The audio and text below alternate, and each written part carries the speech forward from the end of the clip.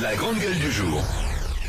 Le lieutenant-colonel Arnaud Beltrame a remis le monde humain en ordre. Il a réaffirmé la primauté de la compassion. Il a assumé la primauté d'un altruisme absolu, celui qui prend pour soi la mort possible de l'autre. Le lieutenant-colonel Beltrame est un héros de la condition humaine. Certes, son sacrifice n'efface ni la douleur, ni le sang, ni la mort, mais il nous fait devoir impératif et impérieux. À notre tour de refuser à l'ennemi quelque victoire que ce soit, et d'abord celle de la division, de la confusion et de la polémique qui viendrait à nous déchirer. Monsieur le Premier ministre, opposition, nous vous disons, nous sommes certains que vous, vos ministres et tous les services de l'État avez dans cette circonstance fait tout ce qui était en votre pouvoir du mieux que vous pouviez.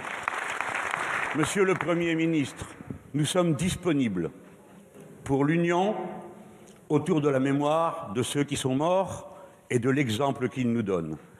Appelez-nous à un deuil national et nous vous répondrons favorablement. C'était Jean-Luc Mélenchon, donc hier à l'Assemblée nationale. Oui, on sait que c'est un formidable tribun, un formidable orateur. Il l'a démontré d'une façon assez magistrale hier à l'Assemblée nationale. D'ailleurs, c'est quand même une scène assez rare. Jean-Luc Mélenchon est salué à l'Assemblée par des députés de La République En Marche, mais aussi par des députés de la droite. Certains l'ont applaudi. Et puis, ce qui est assez rare aussi, c'est que il dit finalement le gouvernement a bien travaillé. Pour une fois, il soutient l'action d'Édouard Philippe. C'est peut-être la première fois depuis des mois. Lui, il ne rentre pas dans le jeu des critiques. Et on voit quand même qu'un clivage se met en place. Donc il y a d'un côté le gouvernement et la gauche, et puis de l'autre la droite qui, elle, et l'extrême droite qui ont été beaucoup plus critiques, parlant de naïveté d'Emmanuel Macron dans la lutte contre le terrorisme. Donc Jean-Luc Mélenchon a tendu la main hier à Édouard Philippe. Qu'est-ce que vous en pensez ? D'accord avec cette main tendue ou pas, Caroline, Jacques, Johnny ? Moi, je pense que oui. Moi, je suis d'accord avec ces propos-là, parce que je pense qu'effectivement, quand Christian Jacob hier dit qu'effectivement, il faudrait remettre l'état d'urgence en place, ça permet des perquisitions. On sait très bien que c'est pas vrai. On sait très bien que toutes les perquises qui ont été faites, le nombre qu'ils annoncent, ont été faites dans les 6 à 8 premiers mois, et après pratiquement plus rien. Donc, je pense il y a eu des attentats avec l'état d'urgence. Voilà. Donc, c'est pas parce qu'on va remettre l'état d'urgence en place demain que ça va forcément changer quelque chose. Je pense qu'on dispose aussi d'outils maintenant pour pouvoir lutter efficacement pour. Mais je veux dire, qui peut penser un seul instant qu'un gouvernement en place peut négliger quoi que ce soit sur ce risque-là, quoi.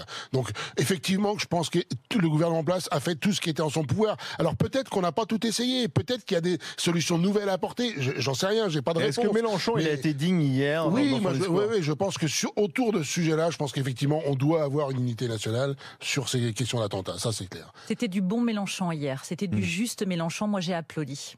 J'ai applaudi son discours parce qu'évidemment, il est temps, c'est le temps du recueillement, de l'union nationale, et j'aurais fait partie des Républicains qui auraient applaudi en dehors des différentes sensibilités. Parce qu'à un moment donné, nous sommes tous des citoyens, nous aimons notre pays, nous aimons la République, et dans ce cas de figure, il faut vraiment faire bloc contre cette monstruosité qu'est le terrorisme islamiste.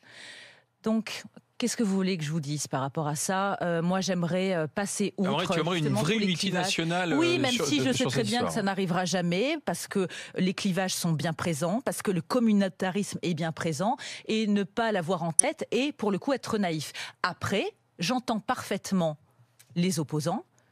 Nous sommes dans un pays démocratique, et qui dit démocratie, dit critique, dit dénonciation et débat. On peut toujours faire plus. Moi, je suis pour l'état d'urgence, par exemple, mais je trouve que ce qu'il a dit hier était franchement bien. Sur Mélenchon, Jacques. Bon, je trouve que c'est un très bon discours. Enfin, il a l'habitude de faire des bons discours.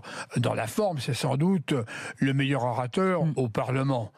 Ceci dit, Mélenchon, il appelle à l'union nationale, mais il fait aussi de la politique. Et en plus, il a toujours eu une certaine tendresse pour le Premier ministre Édouard Philippe. Ça m'avait frappé lorsqu'Édouard Philippe avait fait l'émission politique. Mélenchon est intervenu pour, se dire, lui porter la contradiction. c'était presque un cirage de pompe du Premier ministre. Il faut rappeler d'ailleurs que Édouard Philippe, lorsqu'il préparait l'ENA, avait utilisé au Sénat le bureau de Mélenchon. Ça crée des liens. Donc là, quand même, à mon avis, il y a quand même un peu de tactique, un peu d'arrière-pensée de la part de Mélenchon. Et puis, il a peut-être... Parce qu'on peut saluer son discours, mais aussi on peut aussi avoir de la mémoire. Il a peut-être aussi quelque chose à se faire pardonner, Jean-Luc Mélenchon. L'histoire Poussier. Ouais. L'histoire Poussier, même si c'est pas lui, mais c'est quand même un ex-candidat aux législatives de France Insoumise, même si Mélenchon l'a condamné. Mais enfin, il y a quand même Poussier qui vient d'être condamné pour apologie du terrorisme. Il y a aussi quand même les propos très durs qu'avait eu Mélenchon après l'assassinat de Rémi Fraisse, lorsqu'il traitait l'ancien ministre de l'Intérieur Bernard Cazeneuve, le gars qui s'est occupé de l'assassinat de Rémi Fraisse. Là, on n'était pas dans la concorde nationale.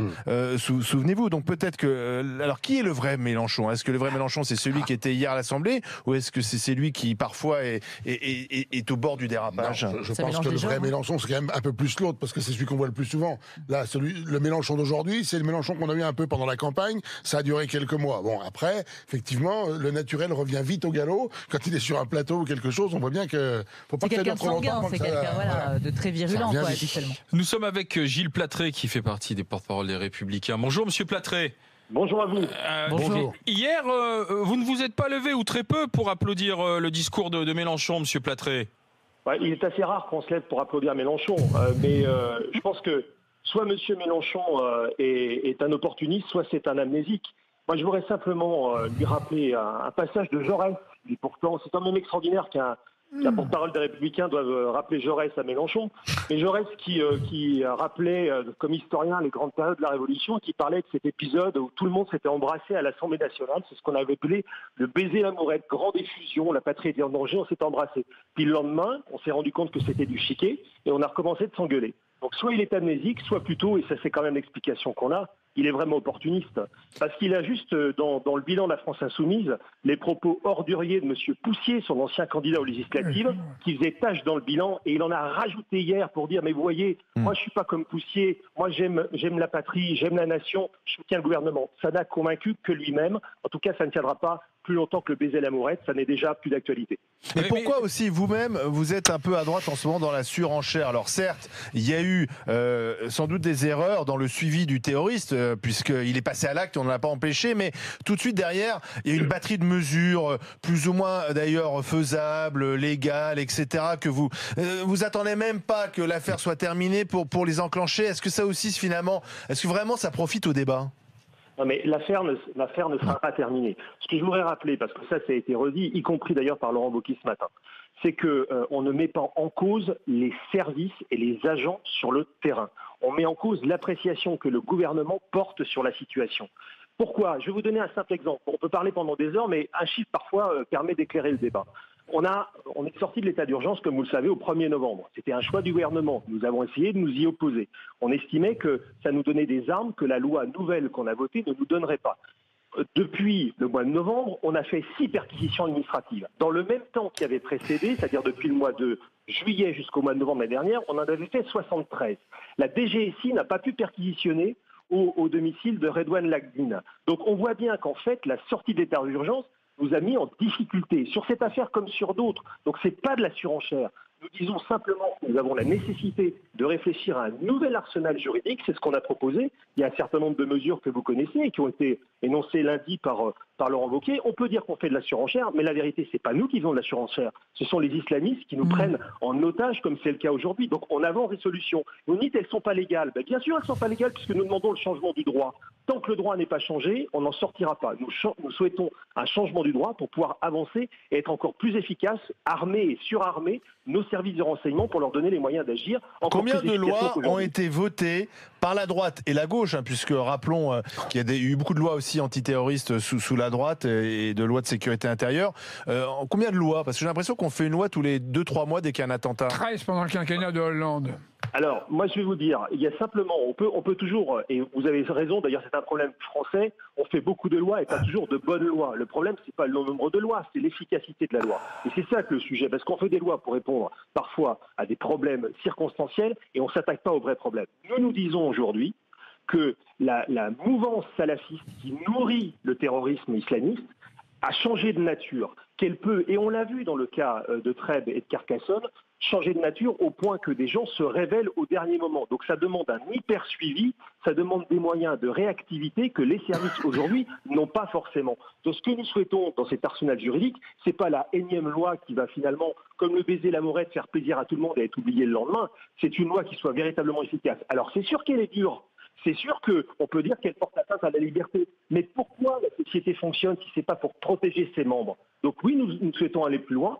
C'est pour ça qu'on avance un certain nombre d'idées qui paraissent aujourd'hui infaisables, mais comme toutes les idées ont été infaisables, jusqu'à ce que la loi et les services après administratifs les mettent en œuvre. Merci Gilles Platré, merci d'avoir été avec nous, porte-parole des Républicains. Bonne journée, à bientôt. Et la manière dont il conclut son discours, Jean-Luc Mélenchon, parce que tu as raison quand tu dis il fait de la politique. Il dit si on entre dans une période de deuil national, vous pouvez compter sur nous. Mais il n'a pas dit si on entre dans une période où vous pouvez compter sur notre soutien politique pour de nouvelles mesures. Donc si tu et souviens-toi de la France insoumise a souvent dénoncé d'ailleurs des lois ou des régimes liberticides. Souvenez-vous, c'est là où effectivement il faut avoir un peu de mémoire. Un peu sur les émotions. Hier, il faut avoir un peu de mémoire parce qu'effectivement, on a fait voter récemment une loi, justement, puisqu'on a mis fin à l'état d'urgence, et il y a des mesures qui étaient dans l'état d'urgence qu'on a mis dans la loi. Et il y a eu un débat il y a encore quelques mois. Et à l'époque, la France Insoumise, tu as raison, disait que c'est une loi liberticide. Et la droite trouvait que c'était trop laxiste. C'est vrai que là, Mélenchon, n'ayons pas la mémoire courte, Jacques. Donc, mais hier, il a fait un effet de manche, en fait, Jean-Luc Mélenchon. Il a fait de la politique, il était habile, etc. C'est un tribun. Mais oui, c'est de la tactique. Quand tu écoutes ses propos, les propos, tu as eu raison de rappeler les propos sur Rémi Fraisse. Oui. L'attaque de Cazeneuve. Absolument, non. Donc du coup, t'es pas si à l'aise que ça avec le discours d'hier. Non, je suis à l'aise. Il y a un problème de crédibilité. Il n'hésite pas à le dire. Il fait de la politique, il fait de la tactique. Il est crédible quand il fait de la politique, Jean-Luc Mélenchon. On ne peut pas lui enlever ça. Il est rentré au Parti Socialiste en 1976, donc il a été à bonne école. Ça fait 42 ans qu'il fait de la politique. Il parle d'un événement très précis et il parle d'un deuil national. En aucun cas, il parle de soutenir une quelconque mesure du gouvernement. Donc voilà, son propos est très court. Il dit quand même que les services de l'État, on ne rentrera pas dans la critique, ils ont fait ce qu'ils ont pu, etc. Là, il se démarque justement de Platré et de ses amis de la droite qui disent non, il y a des problèmes. Il joue la carte de la modération, quoi. Il joue la carte de la modération et on ne peut pas dire que ces derniers mois, Jean-Luc Mélenchon a joué ces cartes-là. Non, mais après, ils ont fait ce qu'ils ont pu, effectivement. Est-ce qu'on ne peut pas faire plus? Peut-être. Mais ils ont fait ce qu'ils ont pu. On peut peut-être faire différemment. Alors, Jean-Luc Mélenchon, son appel hier, l'Union nationale, et nous sommes disponibles pour l'Union autour de la mémoire de ceux qui sont morts et de l'exemple qu'il nous donne. Crédible ou pas, est-ce que vous le soutenez? 3216 rmc.fr, on continue d'en parler avec vous, bien sûr, dans les grandes gueules.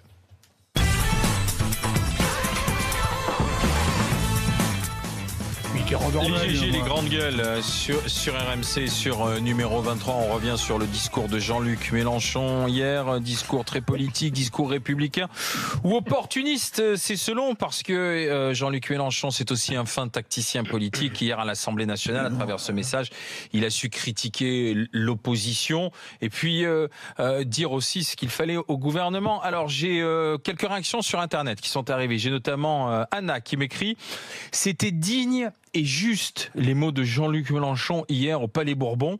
Je peux vous dire que ça fait du bien de sentir le respect dû à un homme et que ça dépassait les querelles partisanes d'où qu'elles viennent. » Petit coup de gueule de Sam qui m'écrit « Alors, monsieur Maillot, ça vous embête que Jean-Luc Mélenchon fasse de la politique dans les grandes gueules? Et dès que vous pouvez avoir une occasion de taper sur le leader de la France insoumise, ça vous ne vous gênez pas, Jacques ?» Je ne tape pas régulièrement sur Jean-Luc Mélenchon. Je trouve qu'il était digne et juste, je suis d'accord, mais je persiste que Mélenchon fait de la politique et de l'arrière-pensée. Mélenchon, je reconnais ses qualités très souvent concernant la forme. Sur le fond, surtout, j'ai beaucoup de critiques sur le plan économique.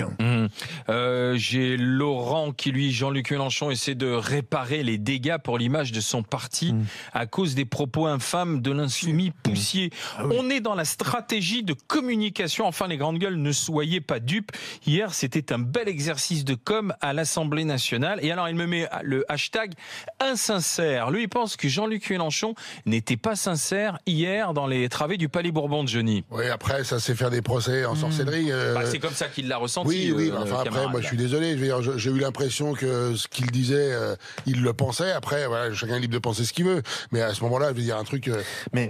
Si tu dois interpréter à ta façon tout ce que disent les gens, il y a un moment où. Moi, l'idée de l'union nationale, ça me dérange un peu. Bien sûr, sur Beltrame, il n'y a pas photo, c'est un héros et c'est un type formidable. Enfin voilà, et on est émerveillé par ce qu'il a fait. Après, l'union nationale dans la lutte contre le terrorisme, on est tous d'accord pour lutter contre le terrorisme. Après, on peut se poser des questions. On n'a quand même toujours pas trouvé la meilleure façon d'éradiquer cette idéologie qui pourrit la tête de ces jeunes. Et donc là, il y a encore des manques. Sur le suivi de ce terroriste, il y a des questions. Clairement, pourquoi finalement, alors qu'il était fiché, suivi, etc., convoqué, finalement, il passe à l'acte. Sur le parcours de sa compagne de 18 ans, convertie à 16 ans, quand elle est interpellée, elle dit Allah Akbar et elle se félicite de ce qu'a fait son compagnon. Le seul regret qu'elle a, c'est la mort de son compagnon. Voilà, tout ça, on peut pas le balayer et dire, non, Union nationale. Mais il n'y en a pas d'Union nationale. Moi, je pense que il y a eu un deuil national. Les Français sont aussi lassés d'être pris pour cible maintenant depuis des années par les terroristes. On est d'accord, mais Mélenchon aujourd'hui, la position qu'il a, c'est qu'est-ce qu'il a à proposer d'autre ? Peut-être qu'il n'a rien à proposer. Ce qu'il dit, c'est que ce que fait le gouvernement, c'est bien. Oui, donc ça veut dire qu'il n'a rien d'autre à proposer. Donc, qu'est-ce que tu veux qu'il dise il disait pas ça il y a quelques mois, il disait que c'était liberticide. Non, mais les querelles vont revenir. Mais ça prouve qu'il est déjà quand même qu'il était un peu en retard. Il reconnaît maintenant que toutes les mesures du gouvernement, finalement, il les approuve. Qui jugeait liberticide il y a encore quelques mois. Il y a quelques mois, de ce côté-là. Alors, j'espère qu'il est sincère. Toi aussi, tu craignais pour nos libertés individuelles. Mais absolument, je me souviens que tu l'avais dit ici. Absolument, mais j'en parle même plus des libertés individuelles. Parce que sont-elles vraiment menacées ? La seule liberté, c'est de pouvoir être en sécurité. La liberté des uns s'arrête là où s'arrête c'est ce que demandent les Français. C'est la première des libertés. C'est aujourd'hui de pouvoir aller. Quand tu penses qu'aujourd'hui à Saint-Étienne-du-Rouvray, personne ne connaissait sur une carte hormis les Normands, et je leur fais pas injure, c'est l'assassinat d'un prêtre qui fait rentrer cette localité dans l'histoire. Trèbes. Il y avait l'état d'urgence. On connaissait pas beaucoup. C'est pas une commune que tu connais qui malheureusement entre dans l'histoire aussi parce qu'on y aura assassiné un gendarme et les clients d'un Super U, Johnny. Tu te dis en fin de compte, effectivement, moi je vis aussi dans un petit village et tu te dis, oui, même chez nous ça peut arriver. Personne n'est à l'abri, ça n'est pas que dans les grandes villes. Super U et tu peux être pris pour cible. Voilà, c'est comme ça. Donc forcément que tout le monde se sent concerné par ça. Tiens, tu vois, j'ai un autre mail qui vient d'arriver, celui de Célia qui s'étonne, elle qui dit Jean-Luc Mélenchon à la tribune de l'Assemblée nationale hier, comme a dit l'une de vos grandes gueules, c'était un bel effet de manche. Mais si demain le gouvernement prend des mesures encore plus serrées, les insoumis seront-ils capables de les voter, ces mesures, s'interroge Célia sur rmc.fr. Et c'est peut-être là la limite de l'exercice hier, parce qu'on était dans un exercice dommage où il a dit au gouvernement, vous ne ferez pas l'injure de vous critiquer, vos services ont sûrement fait tout ce qu'il fallait. Si vous voulez une période de deuil national, je serai là. Mais là où on attend les députés, c'est sur les prochaines mesures que peut prendre éventuellement le gouvernement. Et là, c'est pas sûr que... c'est pas sûr que les insoumis, à ce moment-là... N'empêche que ça reste des opposants. C'est des nouvelles propositions de loi. Enfin, les gens qui ont voté pour les insoumis, ils attendent bien quand même que les députés qu'ils aient mis en place étudient sérieusement les textes sans être des bénis oui. Donc après, est-ce qu'on a besoin encore d'un arsenal juridique ? Je dis pas qu'on en a forcément besoin. Je dis déjà, appliquons ce qui existe. Péchenard, qu'on peut pas soupçonner d'être laxiste, ancien patron de la PJ, membre des Républicains, il dit on a suffisamment, on a toutes les lois possibles pour agir. Après, le problème, est-ce qu'on agit vraiment avec ces lois ? On voit que c'est une question de volonté. On les applique pas. Quand tu écoutes les spécialistes qui étudient ces sujets-là, ils te disent qu'en France, des mosquées, je sais plus combien il fallait enfermer, mais c'était des dizaines. Et on se dit, quand même, on expulse un imam, mais on ferme pas la mosquée. On vire l'imam. Donc, il y a un moment, tu t'aperçois que c'est pas la peine de voter autre chose, parce qu'on met déjà pas en place ce qui existe. Alors, Pierre qui m'écrit, il semblerait que vous n'ayez pas analysé l'intervention de Jean-Luc Mélenchon, mes chers grandes gueules. Quand il dit que le gouvernement a fait tout ce qu'il fallait, il pense surtout qu'il y a assez de mesures existantes et qu'il n'en faut surtout pas d'autres. Voilà ce que me dit Pierre. Et puis Daniel qui nous écrit, la tirade du beau Mélenchon ne fera pas oublier ce qu'a déclaré son militant du Calvados. Tu vois, on y revient toujours à Stéphane Poussier. Il y a 2 jours, quand même. Personne n'a dit oui. Et puis quand tu remontes le fil Twitter de ce monsieur, tu te demandes comment ça se se fait qu'il ait été investi candidat de la France Insoumise à la députation dans le Calvados. Mais puisqu'on parle des mesures aujourd'hui, tout le débat qui est... Et moi, je trouve que ce serait pas mal, comme après les attentats de novembre, il y a eu une commission d'enquête parlementaire. Jacques, ça te fait sourire. Non, commission d'enquête parlementaire, ça me fait pas sourire. Œcuménique d'ailleurs, parce qu'il y avait gauche et droite. Il pourrait y en avoir une d'ailleurs, notamment sur le fait que Radouane Lagdim, il était de nouveau convoqué. Moi, je voudrais savoir quel type de surveillance, ce fameux spectre, tu sais, où on module la surveillance en fonction du profil du type. Moi, j'aimerais bien qu'on sache s'il y a eu une erreur véritablement des services ou pas. Et pas, mais pas une enquête interne, une commission d'enquête parlementaire. Non, Collomb a dit qu'il n'y avait pas eu de dysfonctionnement. Il a dit ça. Moi, je ne sais pas, je veux dire, quand j'écoutais le Premier ministre... Il y en a une après Fenech et Pietrasanta qui a fait un travail excellent. Et il y a beaucoup de propositions qui ont été reprises. Elle était bipartisane et c'était... Cette commission d'enquête, elle permettra de dire comment sont surveillées ces 10, 15, 20 000, 4 000 personnes. Est-ce qu'on a réellement les moyens? Est-ce que parfois on relâche parce que, comme on disait, c'est une source de renseignement, mais si c'est une source de renseignement, est-ce qu'on ne prend pas le risque aussi de les laisser passer à l'action à un moment ou à un autre, Genès? Je pense que ça a déjà été fait sur les précédents attentats. La commission d'enquête qu'il y avait eu déjà a bien dû travailler sur ce sujet-là. Et moi, je pense qu'effectivement, Édouard Philippe, quand hier je l'entends dire que les gens qui promettent le risque zéro... Donc toi, tu t'en satisfais de la déclaration du Premier ministre? Je me satisfais pas, mais je vais dire que depuis le temps qu'on est confronté à ces problèmes, s'il y avait vraiment un remède miracle pour pas... Mais oui, justement. Parce que on le dit très bien, je veux dire, quand tu as 12 000 ou 15 000 personnes fichées, on te dit que pour suivre une personne, il faut 3 gendarmes, minimum 30 gendarmes pour suivre physiquement une personne. Mais c'est bien sûr que... pas sans ignorer que ça continue de revenir de Syrie et d'Irak aussi. Bien sûr. C'est là-dessus, justement, qu'il va falloir se positionner clairement, au moins. C'est pour ça que je pense qu'on est quand même, nous, simplement en droit de savoir comment ça fonctionne, que nos élus, nos représentants nationaux puissent nous dire ça fonctionne correctement ou pas. Parce que là, on était à 10-12 000 personnes, plus tous ceux qui rentrent, qu'on nous dit qu'on identifie. Comment sont-ils surveillés? Comment sont-ils profilés? Est-ce qu'à un moment, on relâche la surveillance ou pas? Parce que ces types, comme on a vu pour Radouane Lagdim, finalement, tu te mets en retrait, tu fais plus parler de toi, et puis le moment venu, tu décides de passer à l'action. Exact. Ils ont tout compris en plus au niveau des méthodes. Midi moins 10. Dans un instant, le match des GG. Nous jouerons avec Jamel de l'Isère et Denise de la Vienne.